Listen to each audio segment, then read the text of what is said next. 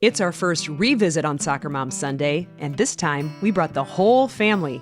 Back in August, we talked long distance to a land down under with Sidney Allen, former Eureka High School, JB Marine Club, and University of Missouri St. Louis soccer player, now soccer pro in Australia. Well, she and her partner, Bree Whatman, who is a pro basketball player in Australia, were in St. Louis for the holidays visiting Mom Julie and Dad Mike Allen. We caught up with all of them to talk about the very long journey to the pros, living the life of a pro, planning for the future, and the growth of all women's sports around the world. This is a great one to end the year on. Let's go.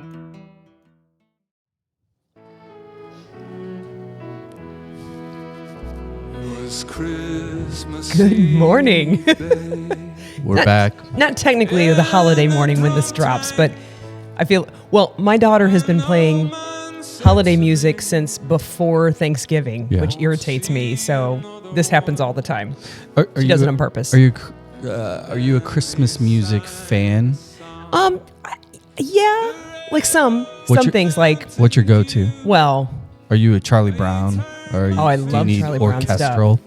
A little bit of, like, I like Mannheim Steamroller. That's nice. And just no Mariah, right? You can't avoid Mariah, so that's there awful. all the time.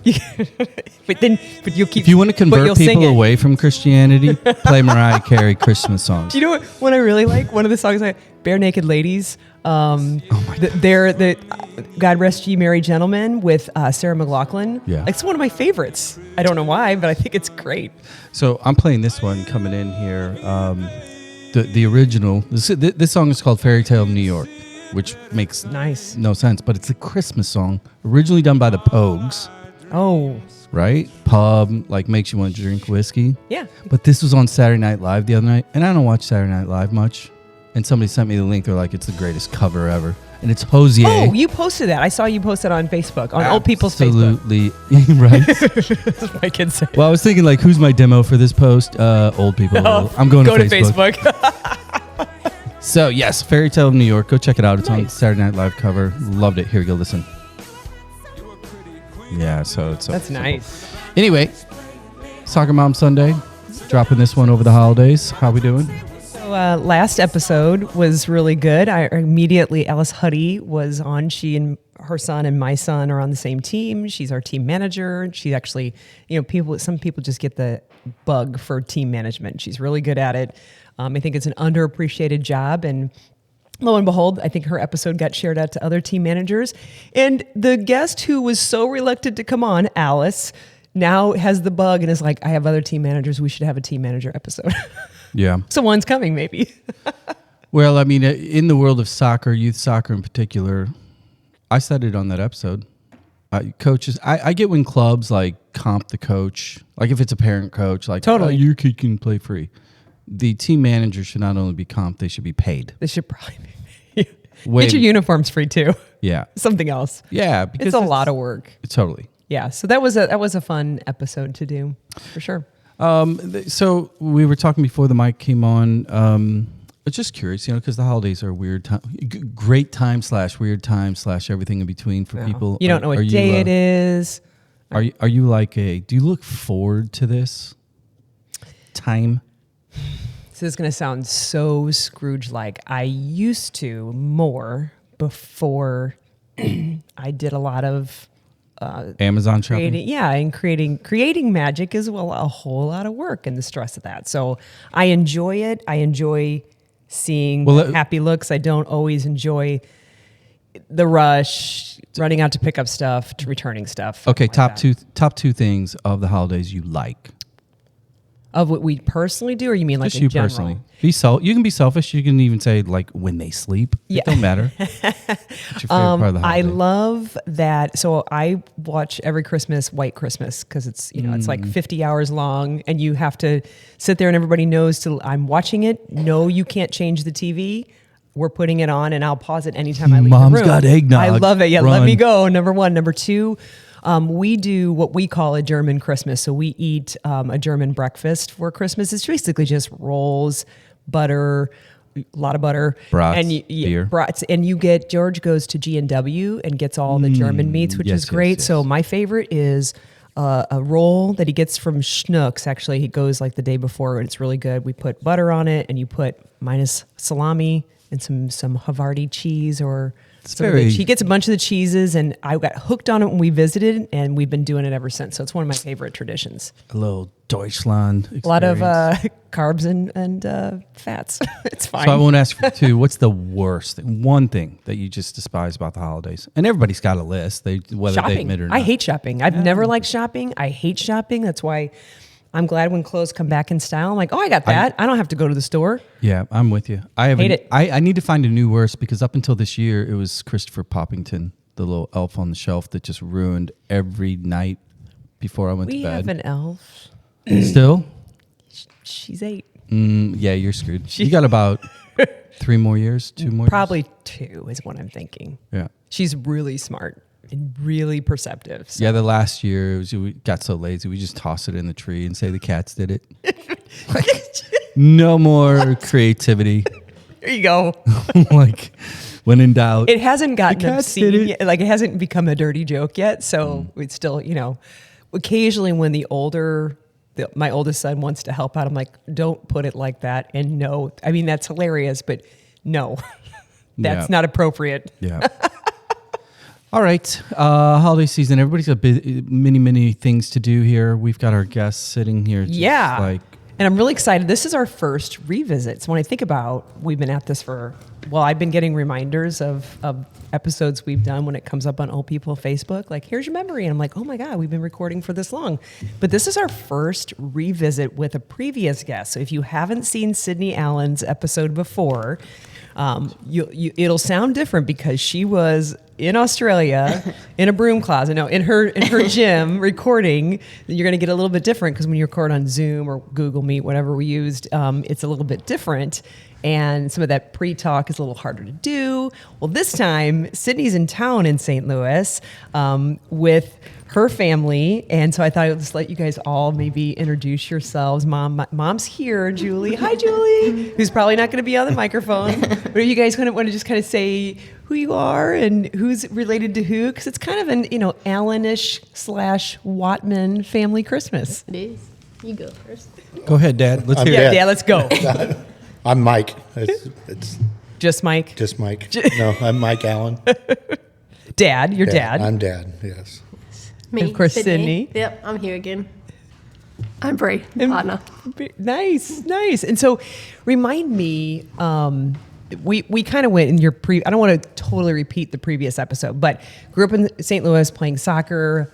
It's interesting too when you work with a guest and then you post it to socials and then you see the people like it. It's like, oh, these are Eureka people. And I'm a Eureka person too. I went there, but I'm a little older, but I know some of them is like, oh, right. Your coach was probably my coach at the same time. Not different coach by different then? Different coach, yeah. But came up, knows who you are. And then really? Previous guests kind of a deal. Okay. So you grew up playing soccer. Dad and mom grew up watching you play soccer, taking you to many soccer games. And Mike, you were a referee as well. Yes, yeah. What level did you referee through? I made it to grade 7. Yeah, I don't know what that is.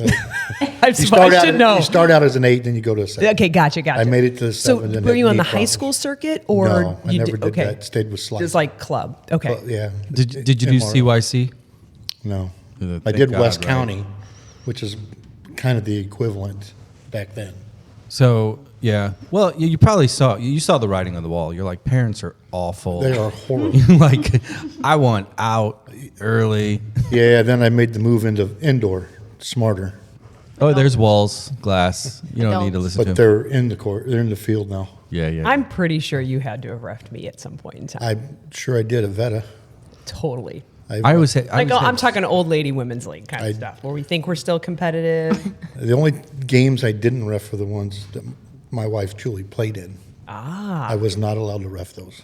That's healthy. That's my rule. we always had a peer of yours. I'm sure you know Paul Zarky. Yes, he's a great. Oh, yeah. Hey JB. Like he would only do Brentwood though. Like he stayed in the Webster area. He was in he did ref. I was a signer for Concord for a little while, and he ref for me on field 3. He would only do field 3, so he couldn't have to run. Sounds like Zarky. Which is weird. If I remember that with the Concord one in Field 3, it's more like a box to me. It's more of a square. Yeah, it's shorter an awkward, shorter and wider. So it just totally changes the way you try to play that game. It's like really, really big volleyball court. Yes. It's like, and then when you put little awkward. kids on it, be. they're like, It's too much. breathe. They had two volleyball courts there years ago. Yes, that is a long. So question to Dad first, Mike. We've crossed each other's paths probably 5-10 times at this point over at City Park at the games. You've been a loyal listener, which I apologize. We'll pay you. We'll pay your commission later. When it came time to your daughter's particular episode, kind of in conjunction with, the overall narrative of both shows, Soccer Dad Pod and Soccer Mom Sunday. When you're listening to it, because our vibe, the style. What'd you think the first time you were listening to that episode and you're like, oh, she's mine? Yeah, it's almost pretty close to bringing tears to my eye, listening to what she has gone through. Even our oldest daughter said the same thing. Really? Yeah, I don't know. Yeah. Mom just shakes her head. It was pretty cool listening to you guys asked her questions, and even though I know the answers. Were you screaming into the speaker? No. That's not right. Sure was. I actually forgot about this. We were in Indiana visiting my parents, and when it dropped, and I have hearing aids so I could play it in my ears as we were looking at antique stores with my mom. So I listened to the whole episode. Hearing aids, do they double as like AirPods? Yeah. Dude, I didn't know they made those. Yeah, they're Bluetooth. Oh my gosh. Technology. It's all new. I know what I want for Christmas. Yeah, right. My Wait, does hearing's it have a fine. mute though? Apple has them now. Mute. Does it have Yeah. a mute? Can it like mute your children? No. Oh, come on. Not yet. That's the next level. Not yet. That's the next level. Certain decibel. right. No, that's max. Yeah. There goes Thank Max. you. See ya. That would be nice. I want to talk too, as we're kind of making my way around the table, when you and I, we were at a SLU game for the women, and was their last home game? It might have been their last home game. It was their first tournament game. First tournament game. And before you and George started nerding out to referee talk, which I then was like, oh, okay, I'm more now. You just had mentioned that Sidney was going to be in town and this would kind of come up. So fast forward to me remembering to reach out to you. Yay for me. And then, but I think Dad, we were trying to record before, you guys weren't feeling so well. Yeah. You had an indoor game. So you come back to St. Louis and then you who are playing professional soccer are like, let's go play some indoor. How does that happen? Oh, it's our family friends are in the Thursday night league over at Concord. I remember the Thursday night league. So I think Dad set that up, of course. They needed an extra girl, and I need to get in shape, so it worked out. It's just for fun, so it was nice to kind of. I haven't played there in 7 years, probably. So. Is it a true story that he offered you money to score? Yeah, I got $10. $10. It's actually in Bree's purse right now. Nice. So, A little cash for the yeah, holidays. Yeah. Is it 10 per goal? But I just wanted to see her score. It's all right. Even though it was for fun. Then she put a nice left foot in the corner. There you go. The- there you go. the- Sometimes you just need a motivator, a little carrot to reach for. It's co-ed, so it's nice when she's scoring against a guy like that. And Yeah. It was a rocket. He was flat-footed and just watched it go right You're like, in. no chance, buddy. So you survived your indoor, didn't get any injuries, didn't get boarded bruises. or anything, got a couple Couple bruises, some really bad ones, but that's all right. The horror story is that you don't want to hear you getting injured in an Yes. indoor because, back in the day, now it seems like everybody's on turf anymore, but a lot of injuries coaches would get irritated when kids played indoor if you were just an outdoor player because they were like, don't go get hurt. Yeah. A lot of injuries happen it was also old turf when I think about it. Yeah. It's a little better. Yeah. And so, kind of going around table, Bree, thanks for joining us. Thanks for having me. Absolutely. So I have to know how you two, so how does this work? Professional soccer player, and if I get this right, professional basketball player? Correct. Where did you meet, on a pitch or a court? Online. Or neither? I wish that would have been cool. Your parents are here. It was in the library, Yeah, right? right. Yes, we were correct. studying. Yeah, doing something educational. Actually, it was during COVID, so it was online. So Australia was pretty locked down Yeah. a lot back then. We had it probably worse than you guys did. Yeah, online, and then Modern day love story. yeah.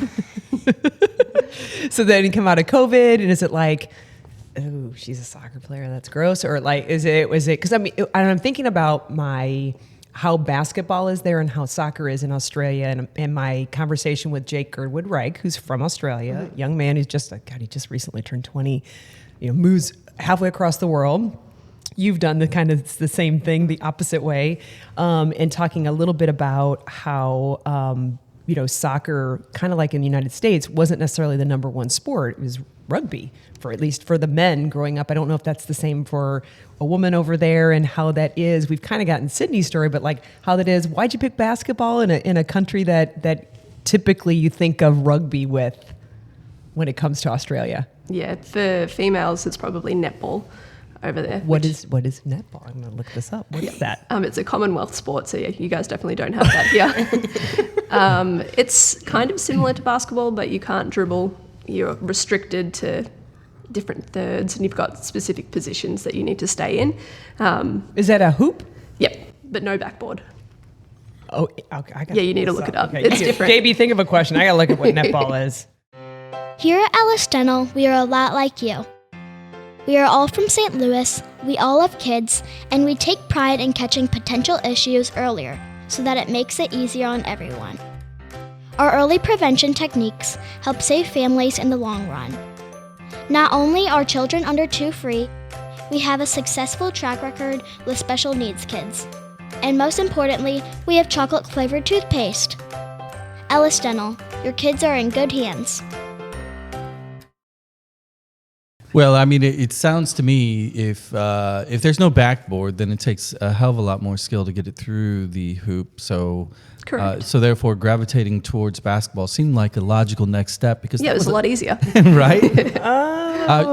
Whoa. At what age did you because you're pro now? At what age did you make kind of that transition into super competitive basketball? Is it a high school / college, or is it just club? What's kind of what did the pathway look like transitioning out of kind of rec netball into competitive, getting paid to play basketball? Yeah, it's a bit different in Australia. We don't play through high school or through college. It's through club only.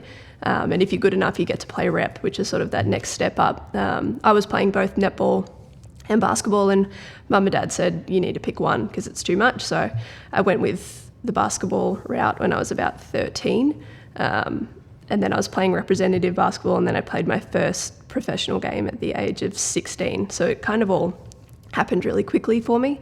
We're a lot different in that you play club, you play representative, and then once you're done with school, you can go into a development league or you can go into a professional league. There's no university or no college sports for us. So I actually did come over here to play college basketball for a year. It's either professional or nothing, basically. What made you pick basketball over? If you're doing both at the same time, you had to have liked something more, or something better about basketball? At that time, I was only 12, so at that time I had pretty young. I had a better friendship group in basketball, and Okay. that's just the decision that a 12-year-old makes. Yeah, so for sure. That's the way I went, and I'm glad I went that way. Interesting. Yeah. And I know this is Soccer Mom Sunday, but we've covered other sports as well, and I think this is probably the first time we've talked basketball, though. I have to ask you and I don't know if it felt in Australia halfway across the world from us, the rise of the WNBA, the rise of women's college basketball, besides U.S. women's national team, I feel like was kind of first in the area of rising women's sports. But is that felt over there? Caitlin Clark and kind of the whole thing, is that in your culture of basketball? And do you guys feel that? And does it give you kind of hope for looking at those and having professional play in whatever sport as a viable option? Yes, we definitely felt all of the Caitlin Clark effect, I think is what people call it. Yeah. We have the same problem with our WNBL, is the same as WNBA, underpaid, not sort of publicised enough. Everything that happened this past sort of couple of years with Caitlin Clark and the WNBA, we're feeling that over in Australia. The WNBL just linked up with the NBL, which is like the NBA version for men. So they're now one sort of entity. Really? And that's huge for the WNBL. So the women are going to start getting paid more. They're going to get noticed more. They're on TV more. So it's very exciting. So it literally like comes down to the level of where you're at. I'm thinking of how you grew up, right? And how you grew up. It's probably not all that dissimilar. I'm older, but you know, where we're, it's not something that you could easily find necessarily on TV, or even maybe you could go, at least in the U.S., maybe you could go to a college game, but there weren't that many. I'm thinking of how it might have been for you when you were younger, and what that might mean for little girls in your sport. Yep. Are they doing the what is the thing she does? It's not a 3-pointer. I mean, it is 3-pointer, but she's what is it called? Something, she goes way the hell out there, like by the From 3/4 right, court. exactly.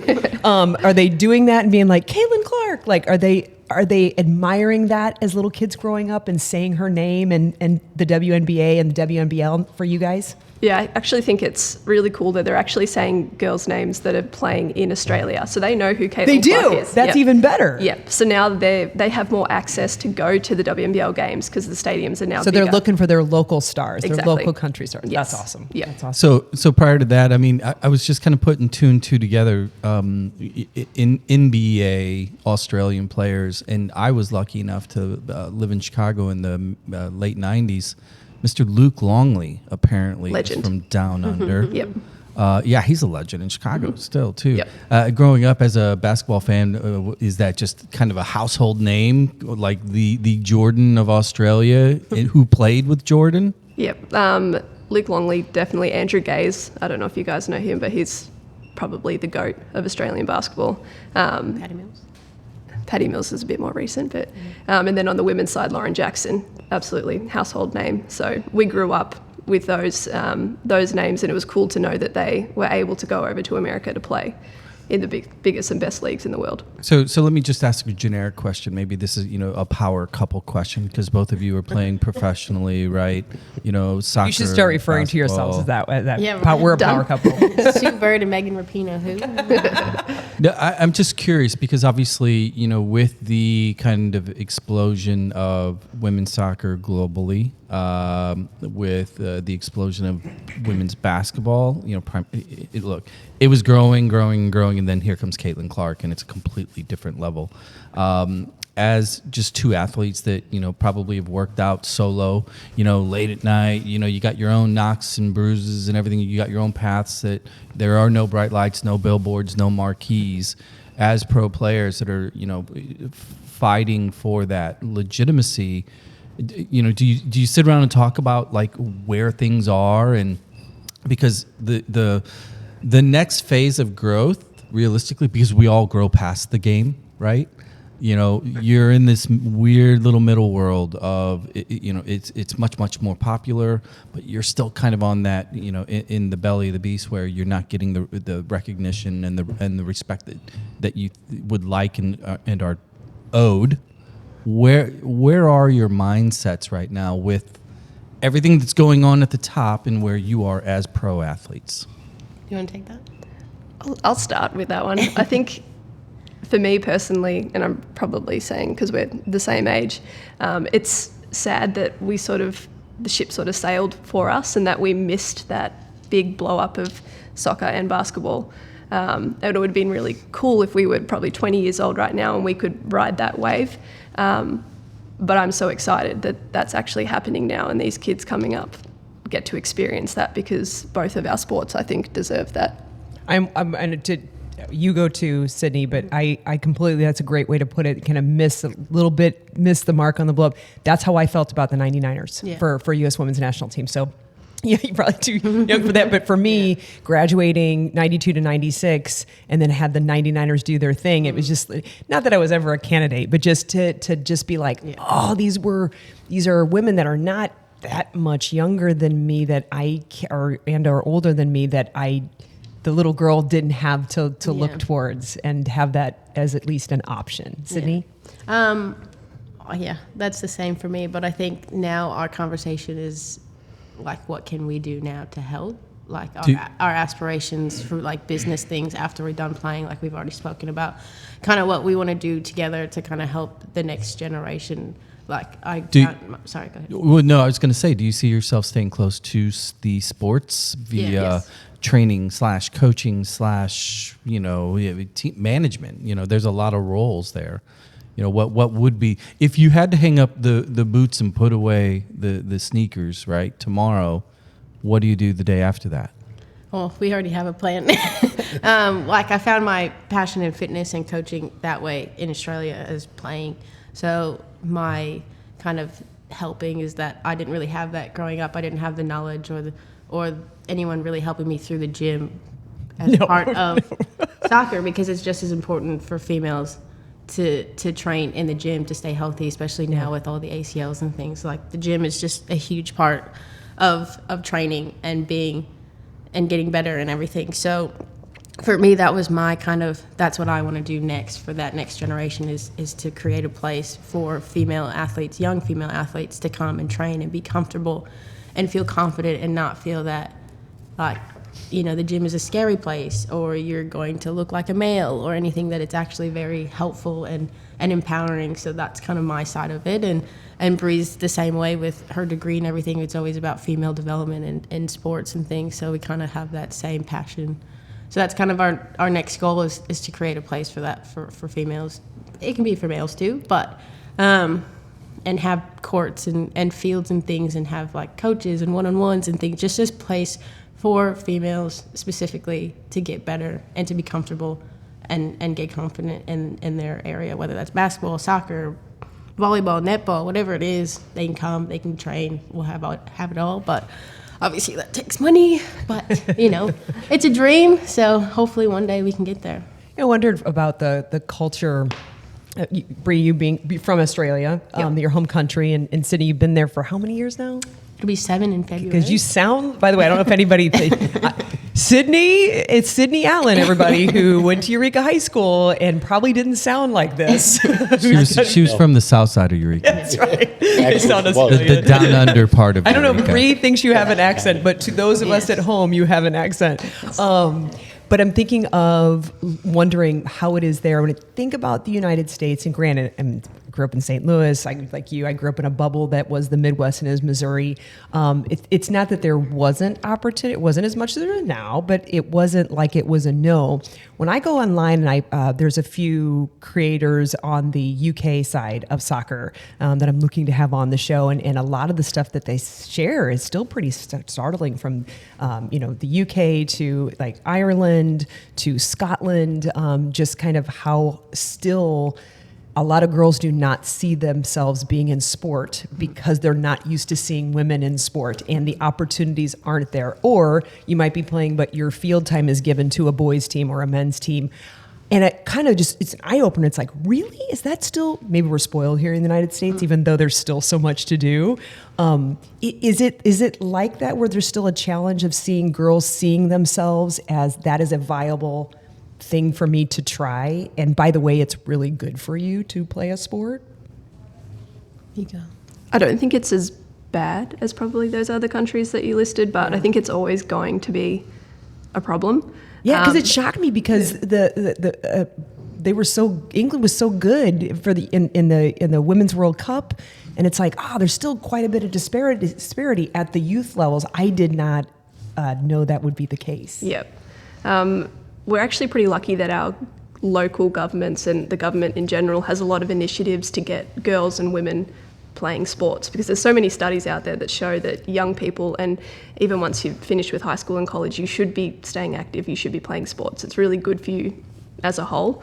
So there's a lot of initiatives that the government is putting a lot of funding into to make sure that girls are playing sport, and it's specifically girls playing sport, not people. It's just for young girls. So that's really exciting. So I don't think it's as bad, but I think it's always going to be a problem. There needs to be sort of initiatives out there to make sure that girls can see, yes, this is good for you, and you need to keep playing sports. Yeah, I mean, almost just, I can only speak from my bubble of having 4 kids. I have 2 boys and 2 girls, and I see just a little bit, not as much, but every once in a while it's automatically assumed on a boy's side that you were going to. You play or you're going to play, where it's more of a question for a girl, a young girl, where it's like, why isn't it just also assumed that she might find, like I signed my youngest one up, Bree, for basketball. She was Amazing. super pissed off because she was like, I am a soccer player. I'm like, you're going to try it. And she is having a blast. She double dribbles like crazy. She doesn't know when you like touch the ball with your other hand, you can't just like pivot. She doesn't know what a pivot foot is, but she is, striving for the basket. So I'm Amazing. like, hey, let's go. But it's just, as much as I'm thinking I'm happy to complain about the disparities here, realizing that maybe there's still other places that there's much more disparity between the youth and these national team players that we see, that it takes a whole lot more to get there than maybe on the boys and men's side. Yes. Let's take a trip to the other end of this competitive spectrum. As both of you are pros, you've kind of are realizing your dream in your own experiences. Take a second, because we were just talking about kind of expanding the opportunity for more young girls in particular, and encouraging and not, and not creating like a stigma, making it normal. But let's talk about the professional side of it. Specifically, we always like to kind of get into the mindset, or maybe the little secret sauce that those players that do go on to the next level. We've been privileged to talk to so many, and you hear things that they do that are different or outside of the normal expectations. Obviously, within soccer, it's like you have technical skills, you have tactical skills, and you're physical, but then nobody really talks about the mental side, and that's always what these pros talk about, is the mental side. Mm-hmm. So take a second and talk to that young female athlete that is potentially listening to this now, that their parents are like, you got to come listen to this. Now they're listening. What are some of the things that the two of you, either independently or maybe feeding off of one another, what are things that you do that help you prepare to excel, to take these God-given skills, right, within the sport? But that's not enough. We all know that to be a pro, it's not enough to just be physically capable at a sport. There are intangibles. What do you view as those intangibles, and how do you either manage them or manifest them into benefits for your sport? That's a good one. I think, first of all, they need to enjoy it, because as soon as you stop enjoying it, everything goes out the window. I think the last 7 years I've had the ups and downs of enjoying it, not enjoying it, and I can see in like my personal seasons, the ones where I'm enjoying it, I'm very successful as an individual, and where I'm not enjoying it, such as last year, wasn't as good as an individual year for me. So I think first and foremost, if you're not enjoying it, your game is affected. So whatever you need to do to stay happy and enjoy the game and make it fun, that should be your priority first. Because no matter what skills or how hard you work, if you're not happy, you're not going to do well. It'll affect you. You can ask them. They can see it on the field when I'm not happy. So it does affect you whether you see it or not. I think that's the biggest tip, and the biggest thing that I've had to work on is try to find the ways to enjoy it again. I've been playing the game for so long that it is a bit repetitive at times, but finding new challenges and ways to push yourself, and that's probably the best way to enjoy it the most. For me, I don't know about you. Yes. Enjoy. Agreed. I concur. Yes. Yeah, I think if you're not having fun, it doesn't matter if you're just playing youth sport or if you're playing professionally. If you're not having fun, I don't really understand what the point is of it. And just like looking at kids these days, I feel like every single year there's more pressure on them that's coming from parents, it's coming from organisations, it's coming from everywhere. And I used to feel sorry for myself for the pressure that I got put on me when I was younger, but kids these days have it so much worse. So if they're not enjoying it as a 12, 13-year-old, like, it's kind of setting themselves up for failure. They're going to end up hating the sport. So for me, I need to make sure that I keep enjoying it. So I have a routine that I need to make sure that I follow every single week, every game day. I do the exact same thing. I'm very superstitious. Me too. Which is sometimes a bad thing, but... Do you wear Luke Longley underwear? Every game. I thought so. Yeah, I want to get to Dad too, but do you mind? Like, is there? You want to share a part of your routine or some of it, or I eat the same breakfast? Okay, so it's food. Wear the same headband, skins, sports bras, socks. Nap. the same thing every game day, and then we have a game day playlist that I have to drive to the games. Okay. So I have to drive and listen to the playlist on the way, and then I have one song that I have to finish on every single game day, and then I'm good. Okay. What is that song? It's Stranglehold by Ted Nugent. It's from the movie Invincible. If you've ever seen that, Oh, I it's a know great the movie. song. I'm from Granite City. I Yeah. know every. But if you've seen the song. movie Invincible, it's in that movie. Yeah. So it's that's kind of That's my awesome. pump up song. Is that the one where he's in the tryout? No. Yeah. Yeah, they For played the it in the Eagles. tryout. Yeah. Yeah. I'm also watching that as I run on the treadmill during this holiday. So. Yes. Bree, is yours the same? Pretty similar. I eat the same food. I clean on game days. Nervous energy. I You get you're very multitasking. nervous. You're Yes. multi getting stuff clean, get some Yep. nervous energy out. Yeah. Sydney walks around and breaks shit, and you just Yeah. follow. I just follow her around. Exactly. It's my job. It's pretty normal. Game day routine. Leave everything everywhere. Do you ever both have a game on the same day, or where you're Yes. just, and it's like, oh, everything in this house is shut down because you guys are both in game mode? Well, sometimes Yes. I'll have to work before, so I'll work the morning of. And then, so my games sometimes are at 3 p.m. on Saturdays, and then Bree's are at 6, so she'll come for half of mine and then go to hers, and then I make the last half of hers. Yep. So, day. let me shift this question over to you, Mike. As dad that witnessed kind of the progression and the trajectory of your daughter, like and you've been around the game a long time, and you've listened to a lot of these stories as well. In hindsight, if you were to reflect back on kind of watching Sidney in her path and the things that maybe stood out as not necessarily soccer things, in your own experience.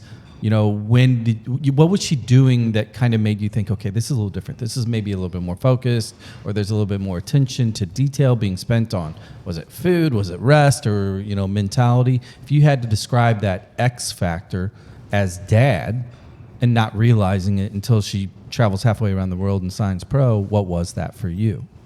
Kind of always thought she would to do it. I just, when our oldest daughter played for Bush, they had winter trainings, and it was with Dick Westbrook.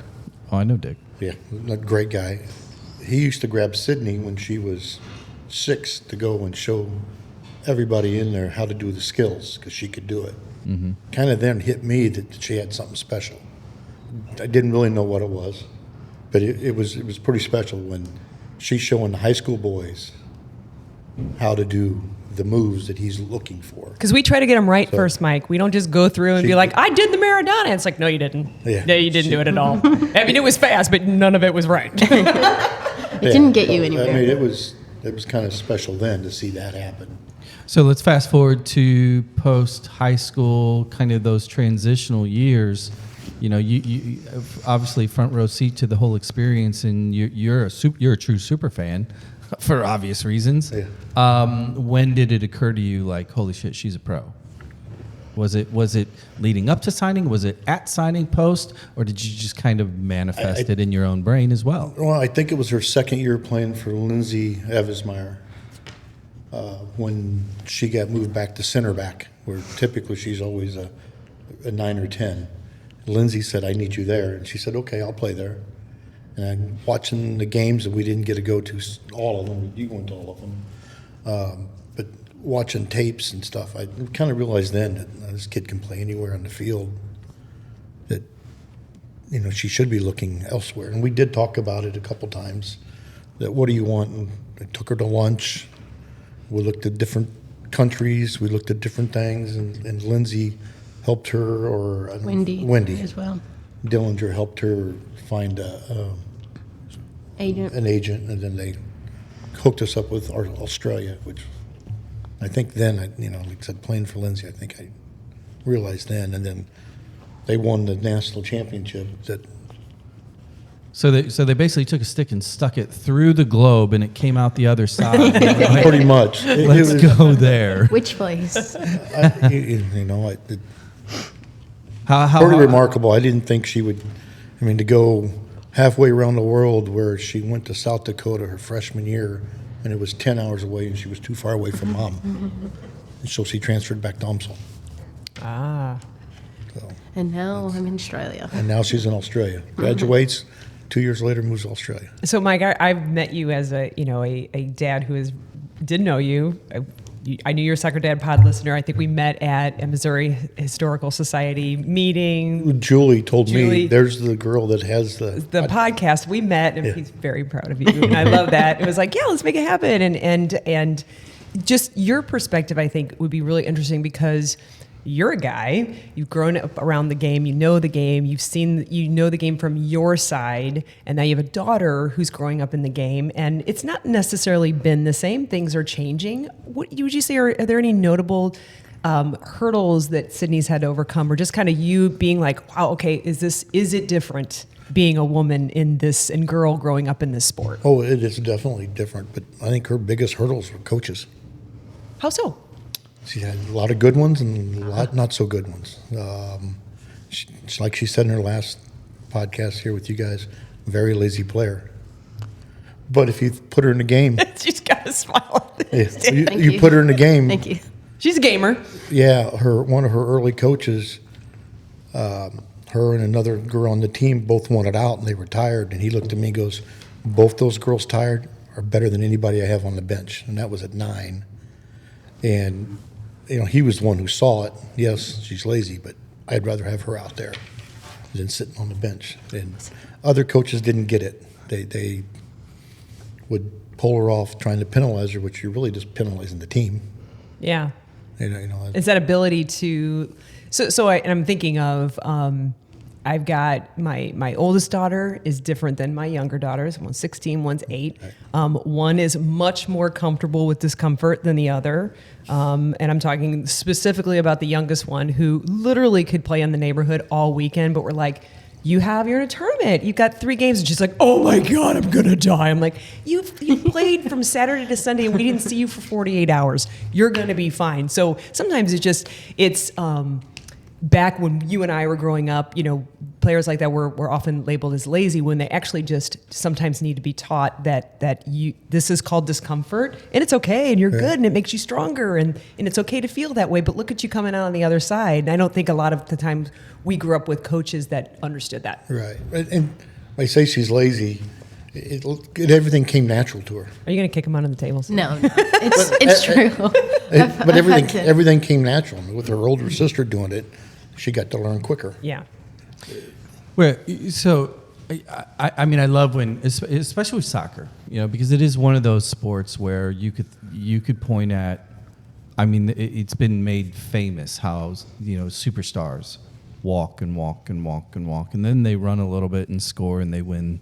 Yeah. The Messi effect. Right. Even players like Holland today, as a true 9, he's not running. If you were to track all 11 players on the field, he's going to be one of the lowest as far as production goes. So maybe my question is to the two of you, the competitive side of things, because player style is different from sport to sport. Along the lines of what we were just talking about. You can appear to be a lazy, soccer player, and you're really just maybe you're just smarter than everybody else looking at what's going on. I'm not running if I don't need to run. Yeah. Well, to be honest, I still have the same kind of issue that people look at the way I play a bit different in Australia.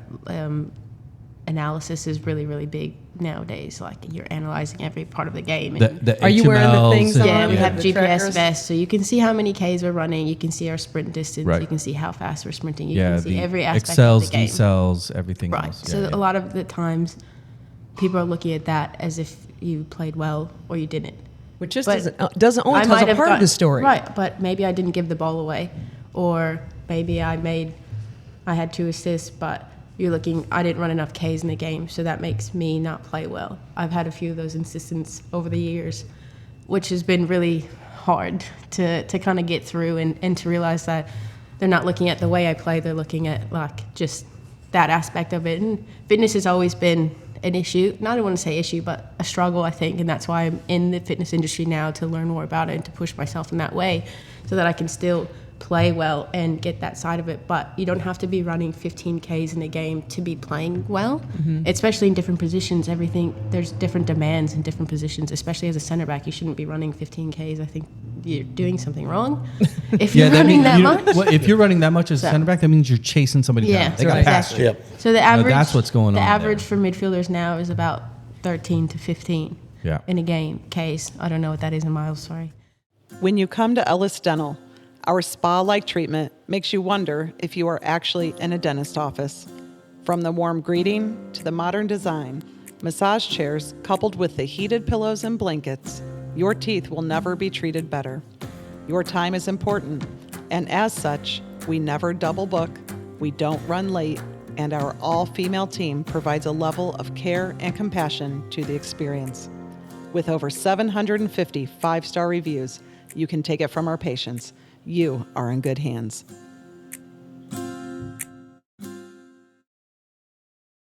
And so the last few years has been very, very analytical. So and to me, I don't understand that part of the game. I understand looking at and watching it and playing it. Your feeling. Yes, that's Right. how I know like that the I game. played a good game by the feeling Yes, that I did. Yes. But Well, and the thing is, like, true soccer heads, to a degree, like, and I would like to put myself in that category. I get it. Like, if somebody's just kind of fluid, it's the impact on the ball and in the game, right? And also a lot of times you'll see those players that are, quote, lazy, and if a goal is needed, they find it, right?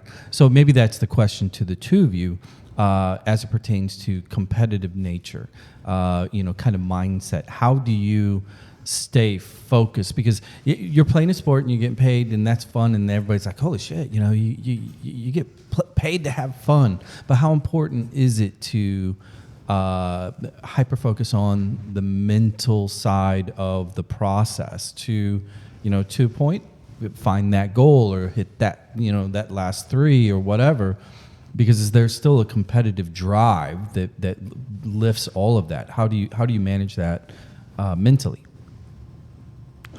Well, I thought I was the most competitive person on the planet until I met Sydney. So yeah, I guess you can call her lazy or fluid or whatever it is, but she's competitive. Very competitive. Yeah. And it's the same for me.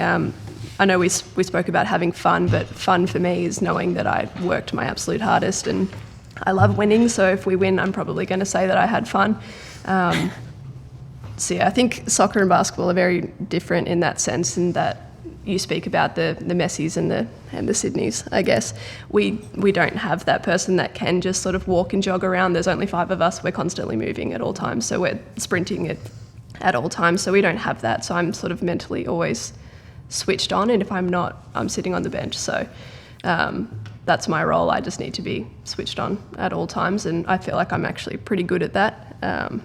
Yeah, I'll let Sidney speak about hers. Yes, I'm the most competitive person you'll probably ever meet. I make everything into a competition. We were just kicking a mini soccer ball this morning or last night, and I made it a competition. So I did win. That's the No, you didn't. There we go. So There it for is. me, I hate losing. I am the worst loser. You say that all the time. I'm pointing at JB because that is like one of your key saying. You got to hate losing, right? No, I think it's critical. If you really want to evaluate young, new talent, maybe who's got it, etc., show me the kid that hates losing more than he likes winning, and I will take that kid on my team every day of the week. You guys talk about. For me, that's what it is. It is for me too. Because you can't teach somebody to mentally will success, and you have to have that in you. Yeah. And she used to cry when they lost coming She home. still do. She still does. Yeah. Okay. Well, I bet I could probably ask the two of you, and if I said, hey, rank the top 3 games most memorable in your careers, I bet at least 1, if not 2 of the 3 are losses. Yes. And that's what the average parent and the average kid doesn't get. Oh. Yeah. Like when they go through this process and they think, and we can even dumb it down. Oh, well, they need to make that academy team or that ECNL team, or maybe it's college or whatever they think it is. If that doesn't naturally occur in them, the fear of losing, the drive to win, the next level to a degree it's out of the question. Mm-hmm. Yep. Definitely. So that's my soapbox for the day. And I got to ask too about because you're in Australia, and here, I think the NWSL is growing, obviously, and that's great to see, you know, players start to become fan favorites, whether they're on or were on. We know that Becky Sauerbrunn is retiring. I'm very sad. We'll talk about that another time. No, you can talk about it now. Yeah. It is Not sad. over it. Are you sad? You're not? I'm devastated. Right? I mean, I haven't fully processed Yeah. it either. But I wanted to ask about the Matildas. I want to ask about being in a country where from here, just from the coverage from the U.S. Women's, you know, from the Women's World Cup and being in Australia, without really knowing any player other than Sam Kerr, just because she was so prominent in media coverage, I found myself rooting for the Matildas, and I don't know why. Do you know if are they as beloved there as kind of the U.S. women that looked up Oh to? yeah, they're like they've had 18 sellout games in a row in Australia. The last games they've all been sellouts. Like, I know everyone knows the Matildas more than the Socceroos, I think. I actually think they're the biggest team, men or women, in the entire country for every sport at this point in time. Wow. Tell me, what's Socceroos, by the way? The men's national team. So the men's the Socceroos. Yep. So they kind of got a nickname? The Yeah, Socceroos. all the Australian teams, like the women's basketball's Opals. Oh, the men's that's cool. team is Boomers. The Hockey Roos is field hockey. we like Boomers. I get Yeah. it. Boomerang. Okay. I got it. Or thinking about parents. I'm like, Generation. Good. no offense, mom and dad, boomers. No. No. So I'm Yeah. thinking of, I've seen here in the U.S. Matilda's jerseys on little girls. Yep. And I was like, oh my God, they've become, not quite as much as U.S. women's Yeah. nationally, but still, I'm like, oh my God, they've become kind of beloved here as well. Yeah, I'm going to jump in here because I was thinking about this earlier. We were talking about Caitlin Clark. We're talking about the rise of just popularity in general. And one of my little secret litmus tests, that's my own personal thing as far as like what's popular, right? Who's popular? And in St. Louis, I've always joked, especially since City came in, that the Cardinals' relevance has been declining rapidly. And my test is when I say that out loud. I do. You know what? Hey Tom, if you're listening, Tom. But anyway, when I go to pick up Max, who's in 5th grade, etc., I love looking at the kids, specifically in the spring, warmer weather. What are they wearing? And kids today, it might as well just be an EPL gallery with a handful of like Real Madrid and Barcelona jerseys. So my question is, kids in Australia that are running around, at the local indoor or on the local courts, is it NBA kits? Is it women's kits? Is it Matildas? What are they wearing? Because that's always a reflection of, like, if I'm an advertiser and if I'm doing my due diligence, I'm going to a grade school lot and see what these kids are interested in, because that's your next round of buyers. What's the next round of buyers in Australia? I think it's the Matildas most, but It depends on where you go. I think in general, if you're just outside at a park, it's Matildas, and they're even selling the goalkeeper kit now, which is, I think, the first time that's ever happened in Mackenzie Australia. Arnold. Yeah, because they're not even really soccer players. Apparently not. Right? That's what everyone thinks. You don't need to sell those ones. They're a totally different. It's the English her name goalkeeper who was Mary Earps? thank you, who kind of wasn't wrong to 90. make a big deal about the fact that people are coming up to me all the time and they can't buy my jersey, they can't buy my kit, or at least the top. Yeah. Well, kids don't like long sleeves, though. They won't wear pants in the wintertime, shorts only. Oh, that's just true. They don't wear and jackets they don't either. like long sleeves. That's Sydney. Yes. I can't So train it. can you put a finger at what makes the Matildas so popular? Why? I think for me, because even when we were watching the games, we're just like, can't help but root for them. Even when they go against the U.S., I can't help it. For me, I think I spoke about it in the last time. It's just they feel, I don't know if it's because Australia is a smaller country, but they're just more like everyday people. Like, you can Part of your community? Yeah, like Steph Catley's from Victoria and Melbourne, so you can be like, well, I played for the same club as Steph Catley. Oh. And like they grew up in the A League, which is the women's like professional league. You can go to those games and you can go to those trainings, and they're just everywhere. Everyone knows who they are. Everyone those little girls see themselves in them. It's like if you're here and you go to Ladue High School and you play on that field, you can be like, I played for Becky Sauerbrunn or wherever Laurie Or you Laurie go, Klubnik. you go to Maryville summer camp and there's Lori Klupp. That's right. It's just like they're just more well known, and it could just because they're smaller. But you know, you have a few from Victoria, you have a lot from New South Wales, like Caitlin Ford's from a small town in Wollongong, where Bree's family's from, and then you have Ellie Carpenter, who's from a really, really small like country town, like that people don't really think. You know, maybe they don't think they can play, but you look at Ellie Carpenter and she's all the way in France playing for Lyon. Like, you just never know. So I think these little girls see that and they're like, well, I can play for the same club as them and I can do the same thing. Like the opportunity and I guess the relatedness is just a bit more, I think, in my opinion. But I also trained with them, so for me, like, I want to root for them. I got to train with them, so like for me. Are you torn if Yes, they play the always. U.S.? I need like half jerseys. I need the Mrs. Kelsey one of U.S. and Australia. So. That's right. That's interesting. So let me ask you a tough. This is not couples therapy, but you might need it after the question. If the NWSL came knocking and said, "Hey, Bree, Sidney, if they want you to KC Current, Washington D.C. Here's the contract. Come play in a 3+1 contract. You guys popping back over to this side of the pond?" Yes. Oh, well, there's no fight there. Yeah, no, that was quick. I think we're each other's number one fans. So, you know, if she ever got a chance to go somewhere else, I'd say please take it. No questions asked, no nothing. And I think vice versa as well. Yep. So pick a city. Which city would you prefer? Yeah, Dad. St. Louis. Yeah, We're working on it. NWSL team. Hey, I'm bitching about it every time I can, so I'm working on it. I concur. She's bitching about it every time she can. Well, where's If she Lindsay? did Lindsay play- needs to get out. Lindsay Eversmeyer. Well, Come on. and there's a great, just a shout out to Lindsay Kennedy Eversmeyer, who I Yeah. know it was integral. She's been on the podcast. I see her all the time at City Stuff. She works, she continues in the game. Wendy Dillinger and I 2 weeks ago were at a middle school career fair, and she like downplayed who she was, and I'm like, excuse me, let me reintroduce you and like tell you what Right. all the creds, so the 6th to 8th graders could be like, oh, Yes. I'm like, this person's a big deal. Yes. But to have that kind of mentorship, not only from, not that we weren't coached by great men, but to have that mentorship from a woman. And Bree, I don't know if that's happened for you too. Did that hit a little differently, or maybe you didn't know it at the time? Looking back, did that hit a little differently? Yeah, I think so. I didn't really realize, I think I've only had male coaches up until high school, where we had an assistant female, and she was the best. So I think from there it's kind of a different perspective. They understood it a bit more, I think. Understood us as people a bit more. And that assistant coach came from the same group with Becky and Lori, who all trained Sidney. Becky used to come out and do training because JB, Lori did.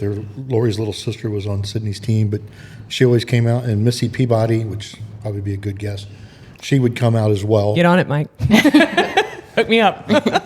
And, Yeah, it's always been nice to see females, I think, succeed in a male environment, even though it's a female team.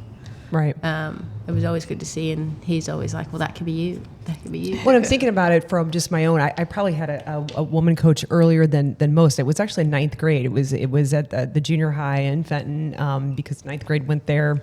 And she was really the PE teacher, kind of like took the soccer team. And then I go to Eureka and I have Debbie Lyons. who that is? Debbie Grimshaw? Mary named Grimshaw. It was her my sophomore year was her, my first year at Eureka was her first year. And so it struck me, of course, at the time that was different, but then it so soon became my norm. By the time I went to college and Debbie Washburn was my coach, I think I got that a little earlier than many did. And I don't know that at the time it struck me how important that probably was. And I look at it now and go, like, how important was that for me to see somebody competent, can go up against any kind of opponent on the coaching side, and what that probably did to my psyche that I didn't realize at the time. Bree's she coaches boys as well. So I think that It is good for boys too, by Yes, the it way, is. to be coached by women. Yes, it is. coach boys and also Oh yeah, I did, but I don't know. season. Wait, Bree, I got to ask you one question. Yes. Do you ever get the dumbass question that is like, do you think you can handle these boys? Yes. Okay. And it's like, Who would win one-on-one every time? and if I make them run enough, it's going to be fine. Yes. If they run till they puke, I can handle anybody. Assert dominance early. Dominance early. How old are they? Year 9, so what's that, 15? Freshman year. And it's I for me, this soapbox I know, but I've coached both my sons to a little bit an extent. There were like side teams that I help with, but I think for me, in the teams when I was in my 20s, living in Colorado, happened to coach a couple of boys teams by default.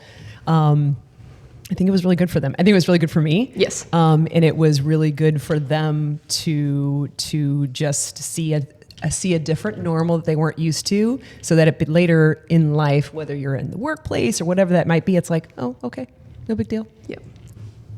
I said what I said. You have.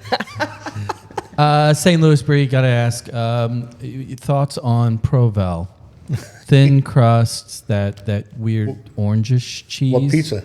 Are you a little emos or a? I haven't had emos this time, but last year when we were here, delicious, so good. Is Australia like a certain kind of pizza, by the way? Or is it pizza? Pizza in Italy. Pizza. We do have Domino's, if that counts. For Is it- real? Yeah, and Pizza Hut. Is Really? all the crust made with Foster's? That would be so gross. They don't drink Foster's there.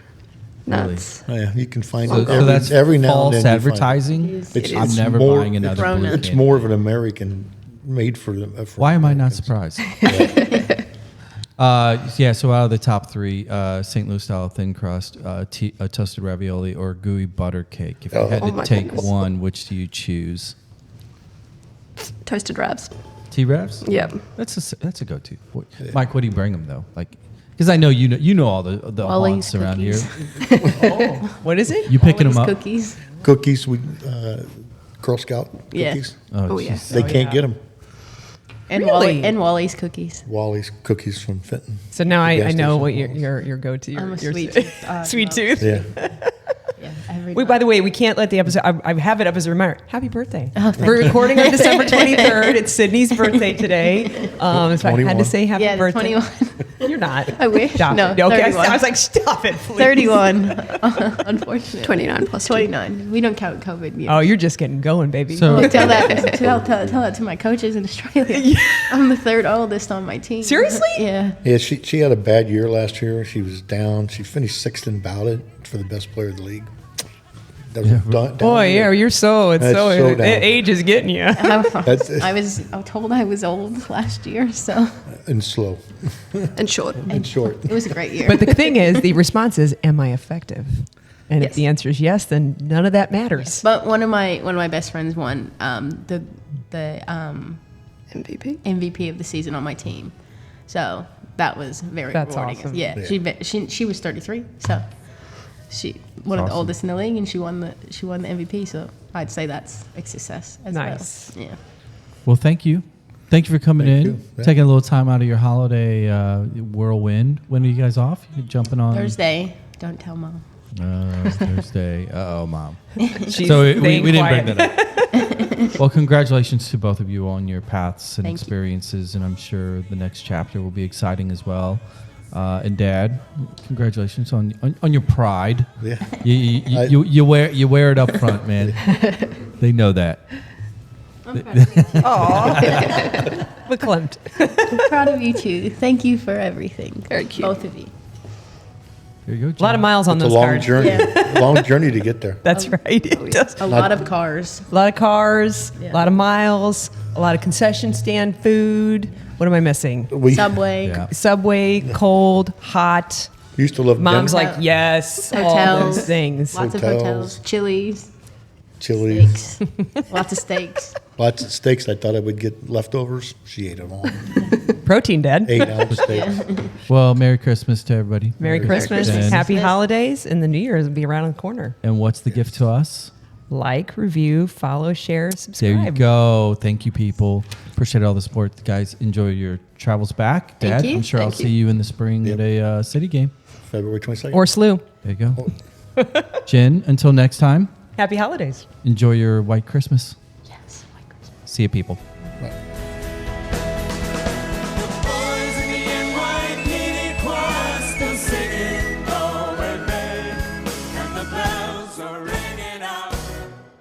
for Christmas Day.